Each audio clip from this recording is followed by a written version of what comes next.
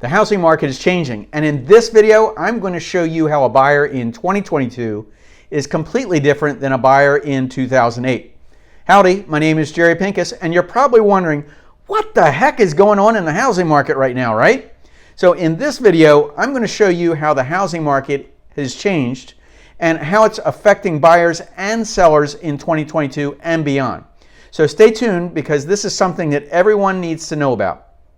Soaring home prices, historically low inventory recently have made bidding wars and all cash offers pretty common.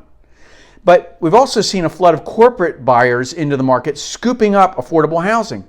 This is a problem because it's caused millions of Americans to be left on the sidelines, unable to compete. Now, the housing market is starting to cool, which could bring some relief for home buyers, particularly first-time home buyers. But at the very same time, the Federal Reserve continues to raise interest rates, trying to fight inflation while causing mortgage rates to soar. So if you watch this video to the end, you're going to find this new intel very helpful.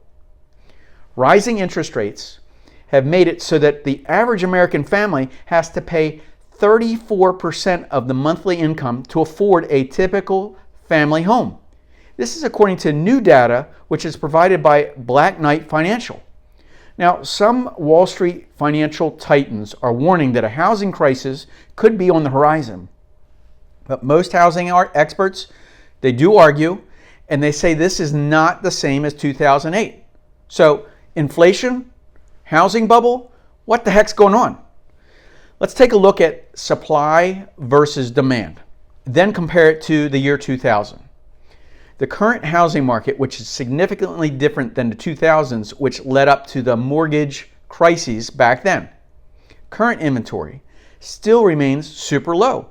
And this is due to many reasons, but supply chain issues and consistent demand, even with 5% mortgage rates.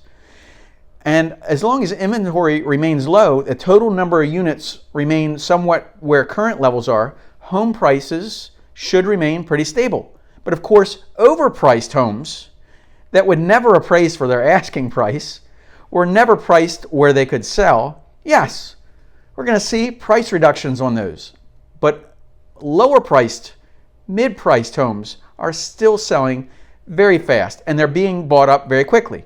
The key difference, today's home buyers are in a far better financial position than buyers were during the 2008 housing crisis. Today's buyers are less vulnerable. So if we're looking at the differences, look at the credit scores from home buyers in 2022.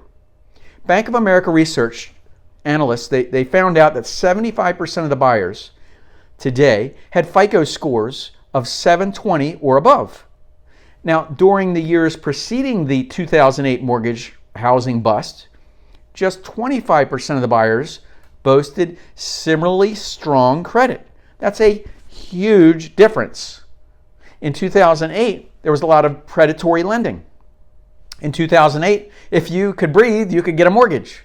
Today, not all borrowers are going to qualify. The Bank of America team also was quoted as saying, the quote, "The quality of outstanding mortgage debt is pristine." Today's buyers are less vulnerable in case of economic slowdown, and the riskiest buyers aren't even in the market. Now, people love bad news, and they love telling us about how household income is going down and household debt is increasing. So let's take a look. Household debt compared to disposable income has also fallen roughly 30% from the highs of the 2008 financial crisis. Now, many banks have been quoted as saying, and I'm doing the quote again, the overall leverage in the housing market remains far below what it was in the 2007 and 2008 housing market. So to give you an idea of what this really means, during the 2008 housing bubble, household mortgage debt exploded higher from 70% to 100% of the disposable income. And this was fueled in part by predatory lending.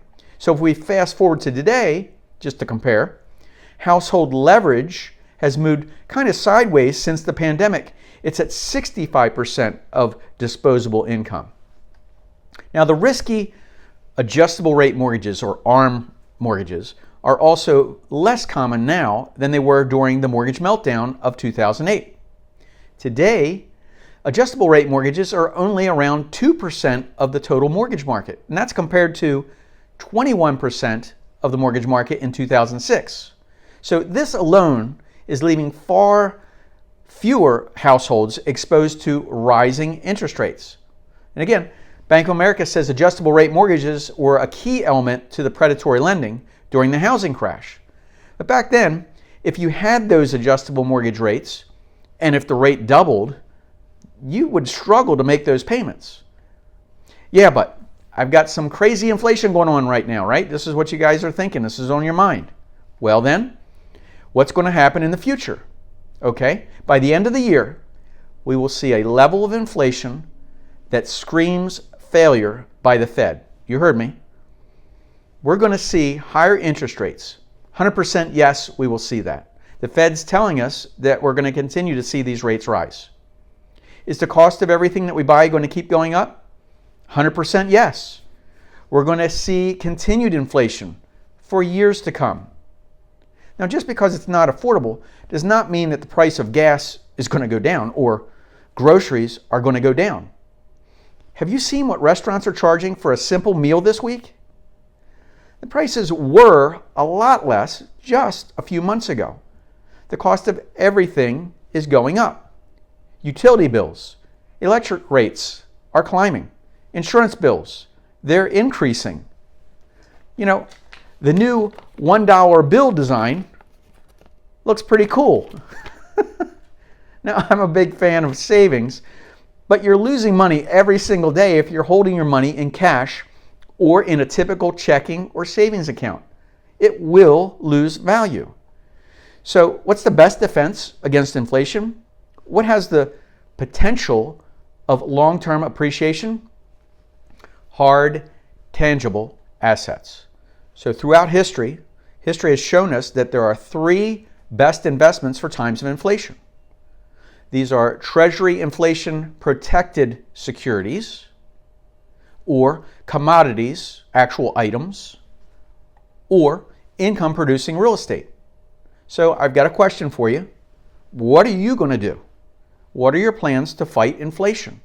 Comment below. I really want to know what you're doing, what's going on in your world, and how are you going to get ahead in the next few years? See, because if you're just going to sit still and do nothing and complain about the high prices of everything, guess what happens? You know, what moves are you going to make in the next few months, few years? So if you've already been making moves, let me know what's going on. If you've already subscribed to this channel, I'll see you, and I do mean you, in the next video. There are 1,000 super helpful videos here on this channel. And wherever you are and whatever you're doing, I hope you're having a fantastic day. Take care, guys.